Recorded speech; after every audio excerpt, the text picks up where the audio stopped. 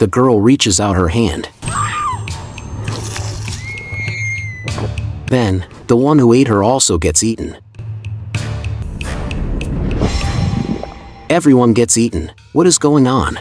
This morning, you went up the mountain to deliver a goose, but on the way, you suddenly heard someone shouting. You looked ahead, saw only a hand. Carefully, you approached, and found a red-faced man. He was actually a fox in disguise. You were frightened and started to run back.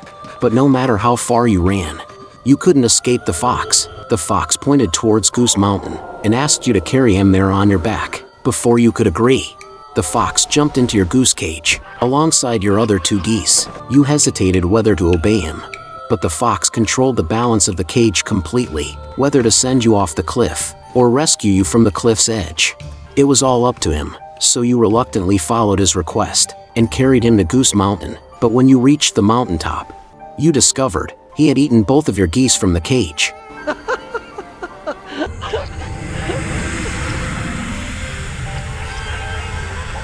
Perhaps in gratitude for carrying him to the mountaintop, the fox opened his mouth wide and pulled out a set of wine utensils. He poured wine and invited you to drink with him, but you felt the wine was as vast as the sea, full of unknowns and fears. After a bowl of wine, you became dizzy and couldn't distinguish reality from illusion. Suddenly, the fox suggested bringing his lover to pour wine for him. He opened his mouth wide and pulled out a rabbit. A woman appeared, and she poured wine for the fox. After drinking, the fox started to doze off. Seeing the fox asleep, the rabbit said she also wanted to bring her lover here.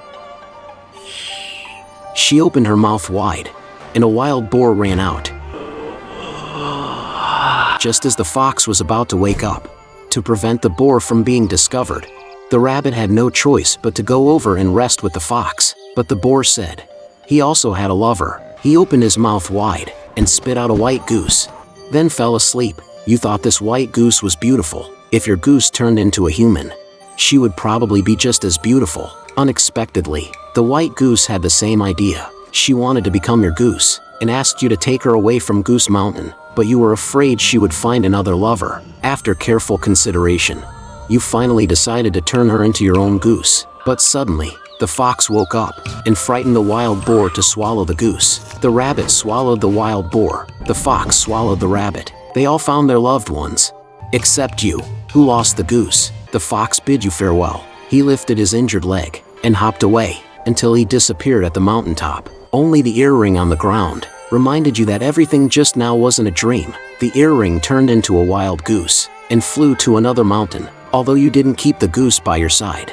The wild goose turned earring indeed added beauty to the mountains. Life is like a dream, but once experienced, it leaves its marks. The boss told the workers to scrub the pots, but the workers couldn't get them clean, so the boss grabbed the worker.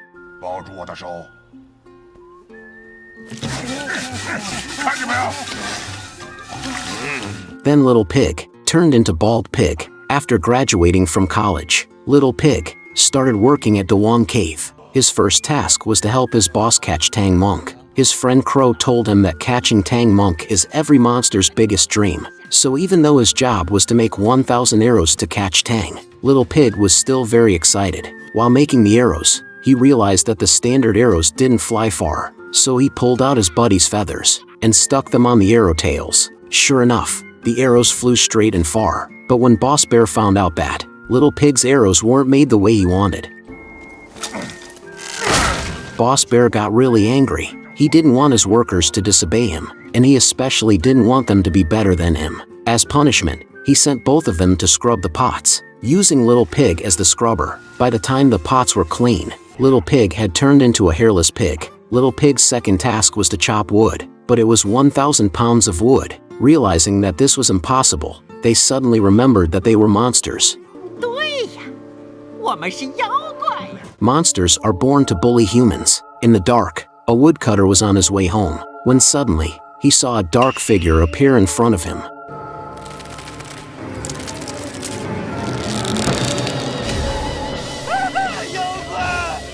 He begged the monster to spare his life, but to his surprise, the monster didn't want his life. Instead, while stealing firewood from humans, Little Pig heard that Tang Monk had a disciple named Sun Wukong, a master fighter who couldn't be beaten. Little Pig felt envious, but then he remembered that humans and monsters were different, so he continued doing his job, until Lord Wolf appeared. He could smell the trap on Crow. It turned out that when Crow was stealing firewood last night, he accidentally saw the trap the boss had set up, and overheard the secret that the king set the trap, because he couldn't beat Sun Wukong. To keep the king's secret, Lord Wolf had his men take Crow away.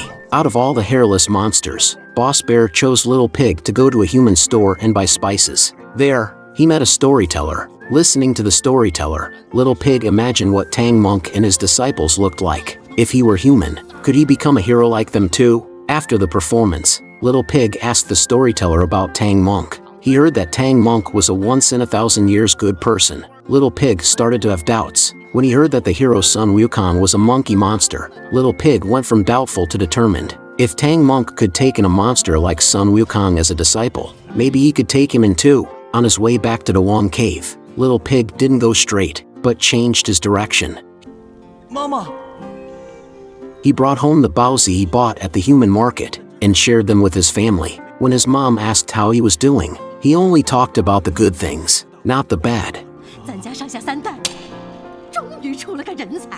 Watching the bird fly out of the cave, Little Pig told his mom that he didn't want to follow the king for the rest of his life. He wanted to leave home and explore the world. The day they set the trap to catch Tang Monk, Little Pig realized that his team wasn't the main one, but just Plan B. His good friend Crow, who had been captured, was never coming back. Looking at the entrance where Tang Monk would appear, Little Pig felt like it was his way out of this life. He wanted to leave the mountain, so he used the excuse of going to pee to slip away from the ambush. If Tang Monk got caught, he'd have to stay on the mountain forever. How strong was this trap? Little Pig wanted to check it out, but Lord Wolf caught him. He remembered Boss Bear telling him, no one ever comes back alive from Lord Wolf's hands. So he ran like crazy. His mom was waiting for him at home. He couldn't get caught. Little Pig hid under a rock. The silence was so intense that he could hear flies buzzing. Then,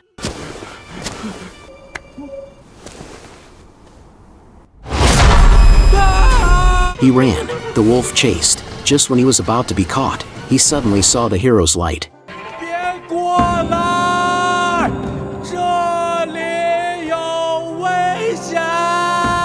But what was waiting for him was, Little Pig was knocked to the ground. A bird pecked Little Pig's nose. It turned out Little Pig wasn't dead. That was just a trick Sun Wukong played on Lord Wolf, so he wouldn't get in trouble. Wukong gave 3 life-saving hairs to Little Pig as a gift to remind him. With the life-saving hairs in hand, Little Pig ran to the spot where Crow's feathers were left, used the hairs to bring him back to life. Little Pig gave one of the remaining hairs to Crow, and kept the last one for himself. Then they went off together to explore the world outside the mountain. This animated short is called Nobody. Together with Goose Mountain, it forms part of Yao Chinese folktales. Goose Mountain is more mythological, while Nobody is more down-to-earth. It tells the story of Little Pig entering the working world, and realizing that work isn't just about getting tasks done. It also involves relationships. On the path laid out for him as a monster, when Little Pig found out that monsters could also be heroes, he chose to leave that old path, and leave the mountain behind. Will the world outside be better? No one knows. But with a new choice, a new world is always waiting to be found. What do you think? Feel free to share your thoughts in the comments. This is Snail Movie Animation. See you next week.